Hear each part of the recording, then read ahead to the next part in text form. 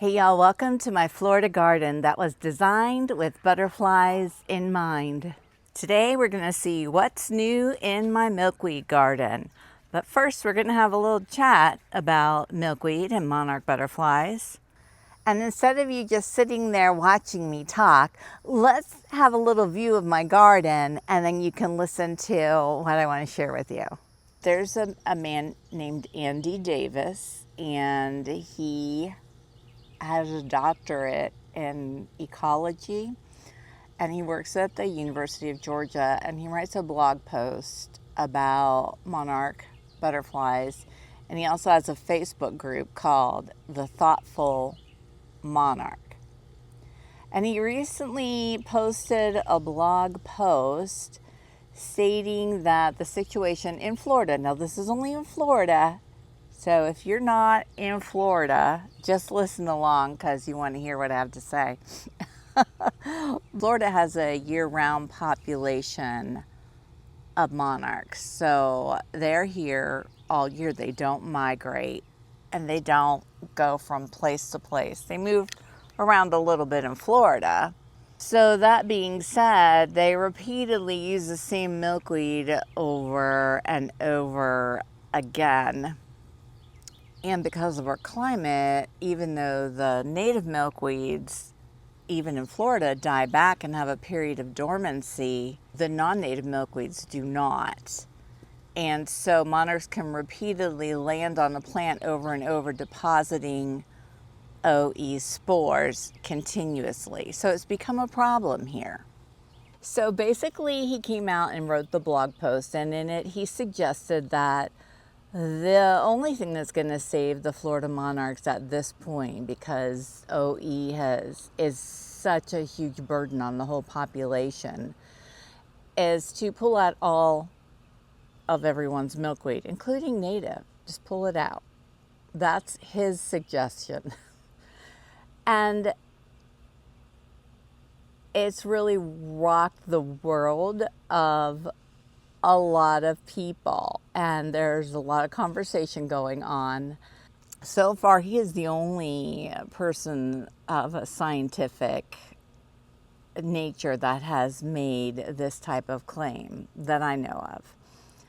And he also admits that even in doing so, it's not going to solve the problem because the problem's already almost too far gone.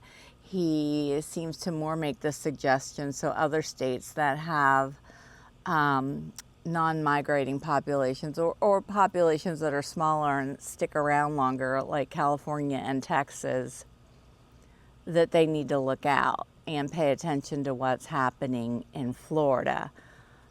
Because the odds of all milkweed being removed from Florida, that's not going to happen. The one thing I'm going to change is just for me, because I don't want to promote this as a thing to do, is the captive rearing of monarch butterflies. I know you can't believe it, am no longer going to take monarch caterpillars in and raise them. And here's why. Now, you remember at the beginning of the season, I went through this big thing where I was overwhelmed with caterpillars, and a lot of us were. The milkweed was like hit hard early in the season, and we had caterpillars everywhere. So I raised and released a lot of them. But now there's all those butterflies out flying around with not a large amount of milkweed. So there's more butterflies than naturally would have occurred in my area now because of me taking in and raising and releasing so many, that there's still only the same amount of milkweed. So then there's more female butterflies coming in contact with the milkweed, and in that respect there's more chance for the lot more spores to get dropped on the leaves. And basically the spores are like glitter and they just sprinkle off the abdomen of the monarch butterflies that are infected.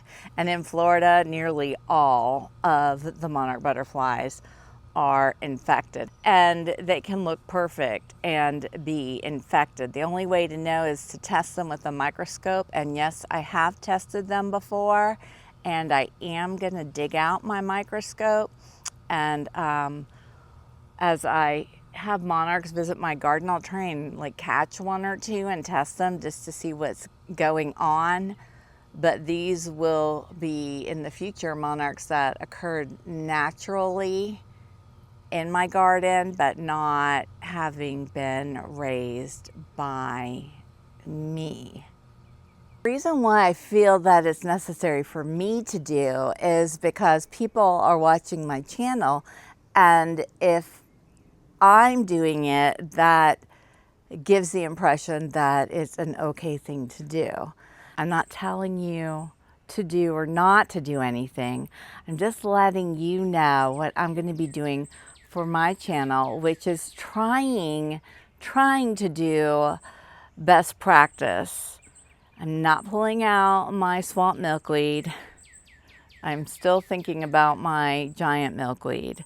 I also have aquatic milkweed, which is native, and I'm keeping all of that. I'm not going to take any more monarchs in to raise, but just the monarchs. They're the only ones with this issue. Yes, I'm still going to be raising some 4 or 5 Gulf fritillaries. And when the swallowtails finally show up, 100% yes, a few of those little guys are going to go in the lepidarium. The lepidarium's still going to be a thing. It's just not going to have the monarchs in it. Every once in a while, maybe I might do, like, take one in just to see what's going on. There's a whole bleaching and all of that, but I've done all of that before and had them still test positive. So I don't know. But what I do know is I can't know what I know and continue to do things which may be harmful to the monarch population as a whole, just because I love doing it. I hope that makes sense. Let's go see my milkweed garden. That is still there, my swamp milkweed garden, because I have to show you some things. So if you recall last video when I designed the little pipe vine trellis, I did a little panorama shot of my scrappy looking swamp milkweed. While I was editing that video, I realized, oh my goodness, here I am telling you all to create safe spaces for the caterpillars, and my milkweed garden literally looked like a desert of just the plain old sticks of milkweed and no protection. So I added a few things and changed some things up.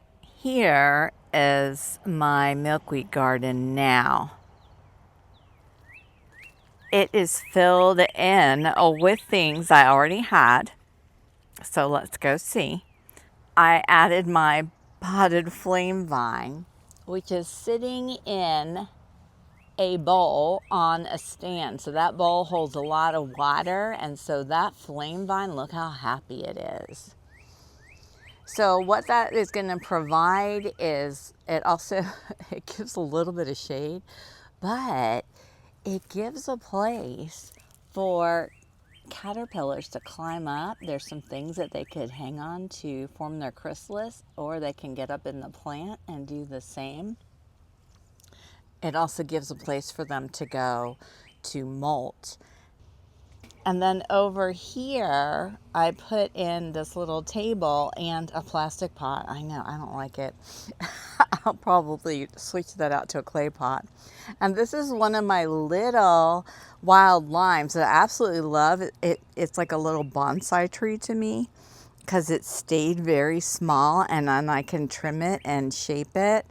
So I think that's fabulous there.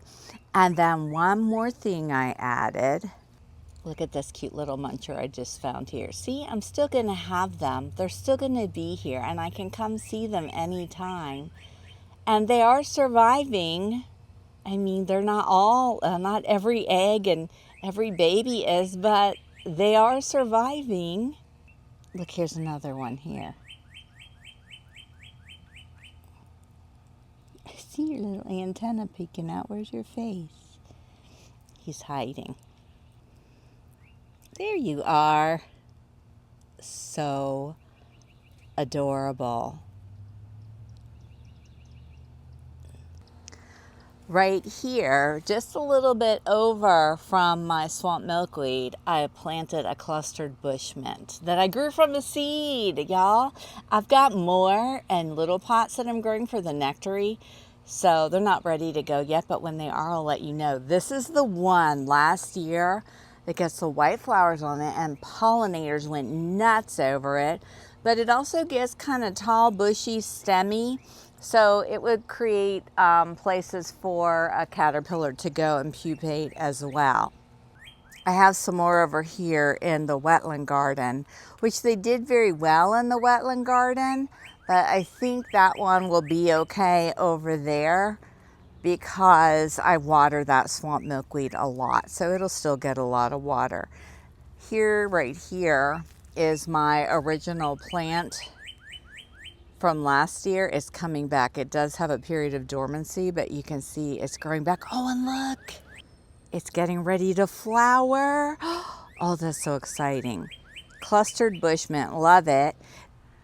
And y'all know how much I love my monarch caterpillars. I call them Mr. Adorable. Well, all of them are Mr. Adorable, but I have one little thing I want to show you because they're still going to be close by to me and my heart, but they are outside. I do have some potted swamp milkweed, Asclepias incarnata, that is native. And I keep it over here. It's growing back, you know, because it had been eaten down. So out here in my workspace, I have a couple plants that have a couple little people on them. And I have done nothing to them. They're just out here growing in nature. They just happen to have eggs laid by their mamas on my plants that were growing back. So if I just set the plant up here on my table so I can still see them, actually I see them more because I'm out here more than I am at the lepidarium. So, and look, there's a little Gulf fritillary. What are you doing there, sir? You're on the wrong plant. Okay, now you're on the right plant. I mean, look at this adorableness right here. This is right next to me while I'm out here working. And I just thought I'd share that with you. They're not being captively raised. They're out here in the open. They can go wherever they want, whenever they want. They just happen to be beside me. So let's have a little walk through my garden. You can see what all's going on. And I did see a spicebush swallowtail in my garden yesterday. I got some photos of it. I'll have to go put them on the community tab on my YouTube channel. I have a community post. I don't know if you guys all see it, but I can post some pictures in there. So I'll try and go post a picture of it. I was so excited. And of course, immediately I was running over to my spicebush plant and my sassafras tree to see if there were eggs.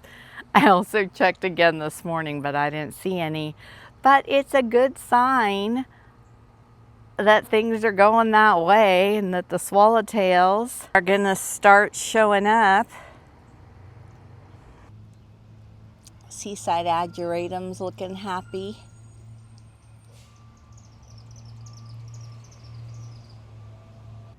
My white beard tongue is still gorgeous. I love it. As a matter of fact, I bought a different type of beard tongue that I'll be showing you in a future video.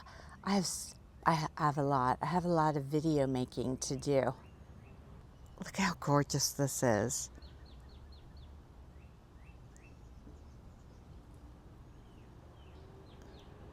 White beard tongue, love it.